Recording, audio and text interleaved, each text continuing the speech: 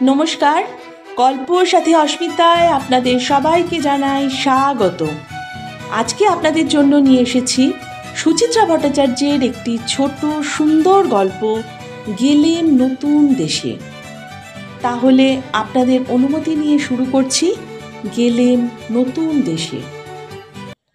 প্রথমে মেলবোর্ন, পরে সিডনি, দু জায়গায় পরপর 2 শনিবার সাহিত্য সভা, আর তার আগে 15-16 দিন ছুটি, আর তার আগে 15-16 দিন চুটিয়ে বেড়ানো। প্রবাসী বাঙালিদের কাছ থেকে এমন একটা চমৎকার নেমন্তন্ন পেয়ে পাড়ি জমিয়েছিলাম অস্ট্রেলিয়ায়। সঙ্গে ভাইকাম ভ্রমণ গার্জেন কুনাল। নভেম্বরের গোড়ায় দক্ষিণ গোলার্ধের ওই মহাদেশে তখন বসন্তকাল। সিডনিতে রাস্তায় রাস্তায় বেগুনি রং, জাকারান্ডা ফুল। মেলবোর্নে লাল টুকটুকে বাটল ব্রাশ। মেলবোর্নের তরুণ অনুসুয়া, যাদের বাড়িতে আমরা উঠেছিলাম, আমন্ত্রণ জানানোর সময় মজা করে বলেছিল, অস্ট্রেলিয়ায় পৌঁছে কিন্তু এয়ারপোর্টের বাইরে ক্যাঙ্গারু খুঁজবেন না। অনেক সাহেব যেমন ভারতে এসেই রাস্তায় বাঘ, হাতি আর সাপ আশা করে, সেরকম আর কি। তবে হ্যাঁ, মা ষষ্ঠীর মা মেরির অস্ট্রেলিয়ায় এখন প্রচুর ক্যাঙ্গারু। যথাস্থানে যথাসময় তাদের দর্শন মিলবে জঙ্গলের দিকে। ঘুমকাতুরে খুদে ভাল্লুক, কোয়ালার দেখা মেলাও অসম্ভব নয়। তা পাক্কা 3.5 ঘন্টা সিঙ্গাপুর এয়ারপোর্টে বসে থেকে 2 দফায় মোট 11 ঘন্টা আকাশে উড়ে যখন সন্ধ্যা রাতে মেলবোর্ন পৌঁছালাম, ক্যাঙ্গারু, কোয়ালা, ডিঙ্গো মন থেকে বেবাক উধাও। ক্লান্ত দশায় তখন একটাই চিন্তা, suitcase, hand luggage, vanity bag, সর্বত্র রয়েছে আমার জবট কাটার মাল মশলা। সুপুরি, মৌরি আর লেবু বিটনুনে মজানো মুখরোচক জোয়ান। বিমানবন্দরে স্নিফার ডগ গন্ধ শুকেই না ধরে ফেলে। সিগারেট জর্দা চলতে পারে, কিন্তু কোনো ধরনের শস্যদানা, ফলমূল, খাবার দাবার নিয়ে যাওয়ার ব্যাপারে অস্ট্রেলিয়ায় বেজায় কড়াকড়ি। যথাযথ প্যাকেট করা মাল না হলে সঙ্গে সঙ্গে তা চালান হয়ে যাবে কোয়ারেন্টাইনে। বহু বছর আগে কে এক মিসেস প্যাটারসন নাকি ইংল্যান্ড থেকে কি এক সর্বনেশে বীজ নিয়ে গিয়েছিল। তা থেকে ঝোপঝাড় গজিয়ে নাকি নানা রক ছড়িয়েছে ওই দেশে। অস্ট্রেলিয়ানরা এই জংলা গাছের নাম দিয়েছে মিসেস প্যাটারসনের অভিশাপ। ওইসব কারণেই হয়তো এত সাবধানতা। নাকি বিচ্ছিন্ন ওই মহাদেশে নানান বিরল প্রজাতির প্রাণী আর উদ্ভিদ আছে, তাদের স্বার্থেই। যাকে কপাল ভালো, এয়ারপোর্টে সেদিন তো গন্ধবিশারদ কুকুর আমার খোলা সুপুরি জোয়ানের অনারেই বোধহয় সিএল নিয়েছিল। নিশ্চিন্ত মুখে অভিবাসনের গণ্ডি পেরিয়ে দেখি তরুণ অনুসুয়া তো বটেই, আমাকে স্বাগত জানাতে হাজির হয়েছে বাংলা সাহিত্য সংসদের এক ঝাঁক হাসি মুখ। মেলবোর্নের বাংলা সাহিত্য সংসদের গড়নটা একটু অন্যরকম। 10টি মাত্র বাঙালি পরিবার মিলে তৈরি করেছে এই সংসদ। 5টি এপার বাংলার, 5টি ওপার বাংলার। আছে প্রীতিশটুকু, তরুণ অনুসুয়া, রিঙ্কু রঞ্জন, নারায়ণ অদিতি, মঞ্জরি অরিন্দম। আছে নাহিদ মুনির, লুলু লুৎফর, তুহিন শিল্পী, খাদিজা বিথি নিখিল আর হুমায়ত হোসেন। অবশ্য এদের উৎসাহ যোগাচ্ছে আরও বেশ কিছু বাঙালি। সংসদের সদস্যরা বাংলা সাহিত্য নিয়ে আলোচনায় বসেন নিয়মিত, নিজেদের পত্রিকায় গল্প কবিতা লেখেন, অভিনয় করেন বাংলা নাটক, আসর জমান বাংলা গানে। ছেলে মেয়ে নাতি নাতনির মধ্যেও বাংলা ভাষাকে টিকিয়ে রাখার যথাসাধ্য চেষ্টা চালাচ্ছেন এরা। স্থানীয় লাইব্রেরি পর্যন্ত বাংলা বই রাখতে বাধ্য হয়েছে। আমাদের দেশে বাংলা ভাষার কদর কমছে দিন দিন, অথচ দূর প্রবাসী শত ব্যস্ততার মধ্যেও মাতৃভাষাকে আঁকড়ে থাকার এই প্রয়াস সাহিত্য সংস্কৃতি চর্চায় 2 বাংলার কাঁধে কাঁধ মেলানোর এও তো এক মধুর সত্যি। বাংলা সাহিত্য সংসদ অতিথি পরায়ণতাতেও কম যায় না। এয়ারপোর্ট থেকে শুরু হয়েছিল আদর আপ্যায়ন, তারপর তো প্রায় রোজই রাতে কারো বাড়িতে ভোজ, দল বেঁধে। আর দিনের বেলা তো বেরিয়ে পড়ছি এদিক ওদিক। মাত্র 7 দিনে প্রায় চষে ফেললাম মেলবোর্ন আর তার আশেপাশে। তরুণ অনুসুয়ার বাড়ি গ্লেন ওয়েভারলিতে। অঞ্চলটার নাম মনাশ। সেখান থেকে শহরের কেন্দ্রস্থলে আসতে গেলে ইয়ারা নদীকে ফুঁড়ে যাওয়া একটা টানেল পেরোতে হয়। টানেলটা বেশ লম্বা, কিন্তু নদীটা বড্ড সরু। এই নদীকে কেন্দ্র করেই গড়ে উঠেছিল মেলবোর্ন শহর। ইয়ারা ভ্যালিতেই ফলে দুনিয়ার অন্যতম সেরা আঙুর, যা থেকে তৈরি হয় পৃথিবী বিখ্যাত অস্ট্রেলিয়ান ওয়াইন। শীর্ণকায়া ওই স্রোতস্বিনীর মহিমা বোঝা অবশ্য আমাদের মতো নদী নালার দেশের মানুষের পক্ষে একটু কঠিনই। তা যাই হোক, ইয়ারার দুপারে ছড়ানো মেলবোর্ন শহরটা কিন্তু সত্যি ভারী সুন্দর। মসৃণ রাস্তাঘাট, ছবির মতো বাড়িঘর, অফিস পাড়ায় আকাশ ছোঁয়া অট্টালিকার সারি, কোথাও এতটুকু ধুলো ময়লা নেই। সার বেঁধে প্রায় নিঃশব্দে ছুটছে সুশৃঙ্খল গাড়ি ঘোড়া। নজরে পড়ার সুবিধের জন্য সাইকেল আরোহীদের গায়ে বাধ্যতামূলক চকচকে পোশাক, মাথায় হেলমেট। বেপরোয়াভাবে যত্রতত্র রাস্তা পার হচ্ছে না কোনো পথচারী। নজরদারির জন্য পথে ঘাটে ঘাপটি মেরে পড়ে আছে পুলিশের ক্যামেরা। সুদৃশ্য ট্রাকে মাল যাচ্ছে ঠাকাঠুকি দিয়ে, সভ্যভব্য হয়ে বর্জ্য ধোঁয়া কাউকে না জ্বালিয়ে উঠে যাচ্ছে ঊর্ধ্বপানে। হাঁপ জিরানোর জন্য ফুটপাতে মাঝে মাঝে পরিচ্ছন্ন বেঞ্চি, ইট কাঠ সিমেন্ট ইস্পাতের অরণ্যে সবুজের সমারোহ।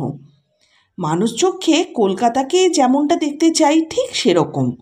আমাদের এই পোড়া শহর থেকে প্রায় ট্রাম উঠিয়ে দেওয়ার কথা বলছে, অথচ মেলবোর্নের রাস্তায় এলাকায় ট্রামের কি রমরমা।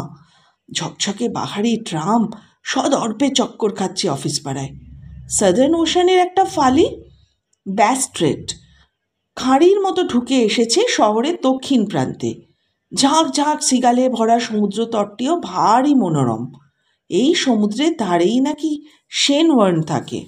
বাড়িটা কোথায় খোঁজা হলো না। সমুদ্রের দিকে যাওয়ার পথে চোখে পড়েছিল বেশ কিছু পুরনো ধাঁচের কটেজ। ওগুলো নাকি অস্ট্রেলিয়ায় বাস করতে আসা ব্রিটিশদের গোড়ার দিকে ঘর বাড়ি। এমন কিছু মান্ধাতার আমলের অবশ্য নয়। অস্ট্রেলিয়ায় সাদা চামড়ায় মানুষের ইতিহাস বা কদিনের, সবে তো 200 পেরিয়েছে। মেলবোর্নের বয়স 160-70। সিডনিতে যখন বন্দীদের নিয়ে ইংরেজদের ল্যাজে গোবরে দশা, তখনই লেফটেন্যান্ট জন মারে এসে ঘাঁটি কাটলেন মেলবোর্ন শহরে। তাও শহরে নয়, শহর থেকে মাইল 2 পোর্ট ফিলিপে।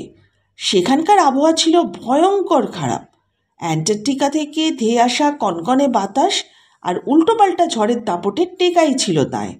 আরও বছর 30 পর জন ব্যাটম্যান নামের এক পশুপালক জাহাজ নিয়ে প্রথম মেলবোর্নে এসে পৌঁছল। তখন ওখানে থাকতো ওয়াইওরাং নামে এক আদিবাসী সম্প্রদায়। সাহেবদের যা রীতি, টুপি টাপা দিয়ে স্রেফ কিছু জিনিসপত্রের বিনিময়ে আদিবাসীদের কাছ থেকে হাতিয়ে ফেলল 2 লক্ষ হেক্টর জমি। পত্তন হলো মেলবোর্নের। তারও বছর 10 পর ইয়ারা নদীর ধারে গড়ে ওঠে বসতি। বাসিন্দা কিছু বন্দি আর ভাগ্যের সন্ধানে দেশ থেকে চলে আসা কিছু ব্রিটিশ। এরপর 1851 সালে হঠাৎই মেলবোর্নের উত্তর দিকে সোনার খনির সন্ধান পাওয়া গেল। ব্যাস, দিকে দিকে রটে গেল বার্তা। দেশ বিদেশ থেকে সোনার লোভে ছুটে আসতে লাগলো মানুষ। প্রায় ঘুমন্ত মেলবোর্ন সেই হট্টগোলে বুনে গেল দিব্যি ঝলমলে মহানগর। সে নাকি এক আজব সময় গেছে মেলবোর্নে। চতুর্দিকে তখন ঠিক ঠিক করছে সদ্য সোনা তুলে আনা সৌভাগ্যবানের দল। তারা শ্যাম্পেন দিয়ে বাথটব ভরাতো, পাইপ ধরাতো ব্যাংক নোট জ্বালিয়ে, আর রেসের মাঠে ওড়াতো লাখ লাখ পাউন্ড। তখন থেকেই শুরু পৃথিবীর সবচেয়ে বিখ্যাত ঘোড়দৌড়, মেলবোর্ন কাপ। বরাত জোরে ওই কাপের সময় গিয়ে পড়েছিলাম মেলবোর্নে। চারদিকে কি উৎসবের ধুম পাবস। সাজগোজে নতুন নতুন ফ্যাশনে ছেয়ে গেছে শহরের মল। বিচিত্র সব টুপি পরে ঘুরছে মেয়ের দল। মেলবোর্ন কাপের দিন তো জুয়ারি হাঁকিয়ে জমকালো শোভাযাত্রা বেরোলো রাজপথে। ফিলিপ আইল্যান্ডেও যাওয়া হলো একদিন, প্রীতিষ্ঠা আর টুকুনের সঙ্গে, শিল মাছ আর ফেয়ারি পেঙ্গুইন দেখতে। ভোর থেকে সেদিন মেলবোর্নে টিপ টিপ বৃষ্টি, সঙ্গে গায়ে ছাঁচ ফুটানো ঠান্ডা বাতাস। কিন্তু কি আশ্চর্য, বেলা একটু বাড়তেই ঘন মেঘে ছাওয়া আকাশ দিব্যি পরিষ্কার। দুপুরে তো রীতিমতো কড়া রোদ্দুর। মেলবোর্নে নাকি এটাই মজা, একই দিনে 4টে ঋতুই দেখা যায় হঠাৎ হঠাৎ। দক্ষিণ মহাসাগর থেকে বাতাস এলো ঠক ঠক কাঁপানো, উত্তর মরুভূমি থেকে পাঠালো গরম ভাজা ভাজা হাওয়া। এই রোদ, এই বৃষ্টি, এই গরম তো এই ঠান্ডা, এটাই নাকি typical Melbourne weather. Phillip Island অবশ্য বেশ ঠান্ডা, হাড় কাঁপানো হু হু হাওয়া বইছে সর্বত্র। তারপর গেলাম ড্যান্ডেনং পাহাড়।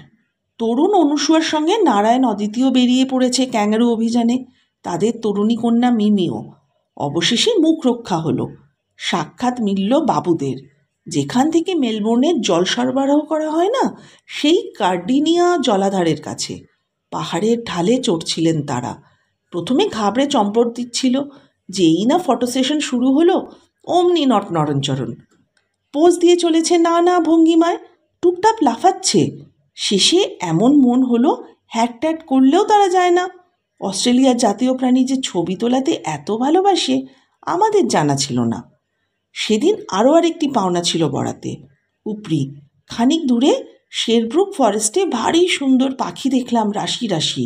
গাছ সাদা করে বসে থাকা হলদে ঝুঁটি কাকাতুয়া, ডানায় লাল নীল হলুদ সবুজ রং যেন কেউ ছেপে দিয়েছে। রংবেয়ারি পায়রা এবং লাফিং কোকাবুড়া, পৃথিবীর বৃহত্তম মাছরাঙা। শেষ বিকেলে এক ছটকায় এতগুলো পাখি দেখতে পেয়ে খুশিতে মন ভরে গেল। রাতে সেদিন বিদায় ভোজ রিঙ্কু রঞ্জনদের বাড়িতে, সঙ্গে গান আবৃত্তি, বাঁশি, মাউতর্গানের জমজমাট আসর। বিদেশে বেড়ে ওঠা অল্প বয়সী মেয়েরা কি চমৎকার শুদ্ধ উচ্চারণে হারমোনিয়ামে বাংলা গান বাজিয়ে শোনালো। এরা যে দেশেই থাকুক বাংলা ভাষাকে এরা মরতে দেবে না, এ আমি বেশ জোরের সঙ্গে বলতে পারি। ডেরায় ফিরে গুছিয়ে নিলাম বাক্স প্যাটরা। কাল সকালে আমাদের বেরিয়ে পড়ার কথা, সিডনির পথে। খুব সুন্দর একটি নতুন দেশে যাওয়ার গল্প। সকাল সকালই বেরিয়ে পড়লাম মেলবোর্ন থেকে গাড়িতে, সারথি প্রীতিশদা, সঙ্গে তার ঘরণী টুকু। প্রথমে কথা হয়েছিল মেলবোর্ন থেকে সিডনি প্লেনেই যাব। আমিই কাঁচিয়ে দিয়েছি প্ল্যানটা। ধুর, হুশ করে উড়ে গেলে দেশ দেখা যায় নাকি? যেতে হয় ধীরে সুস্থে, চারপাশটা দেখতে দেখতে, অচেনা পৃথিবীটাকে চাকতে চাকতে। সেদিক দিয়ে আমার পছন্দ ছিল ট্রেন, তবে টুকুর তরফ থেকে গাড়িতে যাওয়ার প্রস্তাবকে মোটে আপত্তি করিনি। যেভাবে খুশি চলবো, যেখানে ইচ্ছে থামবো, রাত্রিরে থেকে যাব কোনো এক নামনাজারা শহরে, এর চেয়ে ভালো বন্দোবস্ত আর কী বা হতে পারে। তবু মনে একটা সংকোচ তো ছিল। মেলবোর্ন থেকে সিডনি দূরত্ব প্রায় 900 কিলোমিটার। অস্ট্রেলিয়াকে বের দিয়ে থাকা প্রিন্সেস হাইওয়ে দিয়ে গেলে সময় লাগে প্রায় 10 ঘন্টা। এতটা পথ প্রীতিশদা গাড়ি চালিয়ে যাবে? তারপর দিনই ফেরা। শুধু তাই নয়, হাইওয়ে ছেড়ে অন্য একটা সিনিক পথ দিয়ে আমাদের নিয়ে যাবে প্রীতিশদা। ঘুরপথে সময় লাগবে একটু বেশি, তবে বেড়ানোর সুখটা নাকি হবে চপ্পর। কিন্তু তার জন্য বছর 62 মানুষটার ওপর যে বড্ড বেশি চাপ দিয়ে ফেলছি আমরা। প্রীতিশ ব্যানার্জি অবশ্য হতবাক করে দিয়েছে। দুদিনের দীর্ঘ যাত্রায় এক মুহূর্তের জন্য তাকে ক্লান্ত দেখিনি। হয়তো খেয়ে দিয়ে ঢুলছি আমরা, কিন্তু প্রীতিশদা একদম ঠিক আছে। এইভাবেই ছুটে বেরিয়ে হুশ করে কখন ফুরিয়ে গেল সিডনির দিনগুলো। সিডনির মধ্যমণি অঞ্চলটাকে তো দিনের বেলা চুটিয়ে দেখেছি, রাতে সিডনিও দেখলাম। সিডনি ছাড়ার আগের দিন, সেদিন গাড়ি চালালো শ্রীমন্ত, শর্মিলা আর শর্মিলার বর বাবলুবাবু আমাদের গাইড। আলোয় উদ্ভাসিত সিডনি অপেরা যেন নতুন করে দেখলাম রাতে। দেখলাম আলো ঝলমল হারবার ব্রিজ, উলুমুলু পোর্ট। শুনলাম লেডি ম্যাকলিনের গল্প। মহিলার স্বামী নাকি সমুদ্রে যেতেন, আর স্বামীর জাহাজ কবে ফিরবে তার প্রতীক্ষায় চেয়ারের মতো দেখতে এক পাথরে বসে থাকতেন মহিলা দিনের পর দিন, বেচারি। তাই রাতে সিডনি দেখতে দেখতে সেই রেড লাইট এলাকাটাই বা বাকি থাকে কেন? রাতভর জেগে থাকা ওই পাড়াটাও প্রদক্ষিণ করে এলাম বার দুয়েক। সুন্দরী সুন্দরী মেম সাহেব দাঁড়িয়ে আছে ফুটপাথে, বই পড়ার ছলে অপেক্ষায় আছে খদ্দেরের। দেখে কেমন ইংরেজি সিনেমা দৃশ্য বলে মনে হলো। ব্যাস, এরপরেই তো নতুন দেশ দেখা শেষ। কাকভোরে সিডনি এয়ারপোর্ট, রাস্তার এক দীর্ঘ অতি দীর্ঘ টানেল যেন ফুরোতেই যায় না। ওপারে বেরিয়ে দেখি আমরা বিমানবন্দরের প্রায় দৌড় গোড়ায় পৌঁছে গেছি। সিঙ্গাপুরগামী প্লেনে উঠে আবার টানেলটার কথা মনে পড়ল একবার। শেষ মুহূর্তে ওই লম্বা সুড়ঙ্গটার বোধহয় খুব প্রয়োজন ছিল। ওপারে রয়ে গেল Sydney, Melbourne, Canberra, snowing mountain.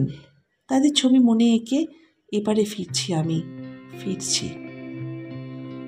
খুব সুন্দর বর্ণনা পেলাম আমরা গেলেম নতুন দেশে সুচিত্রা ভট্টাচার্যের কলমে। সেই নতুন দেশটিকে দেখা, চেনা, তার উত্তেজনা। গেলেম নতুন দেশেতে সুচিত্রা ভট্টাচার্য এত সুন্দর বিবরণ দিয়েছেন, যার থেকে আমরা সেই দেশটি না গিয়েও যেন দেশটি সম্পর্কে অনেক কিছু জেনে ফেললাম। কি মনে হলো আপনাদের? অনেক কিছু জানতে পারলাম, তাই না? যদি ভালো লেগে থাকে অবশ্যই পাশে থাকবেন, আর সবাই খুব খুব ভালো থাকবেন। নমস্কার।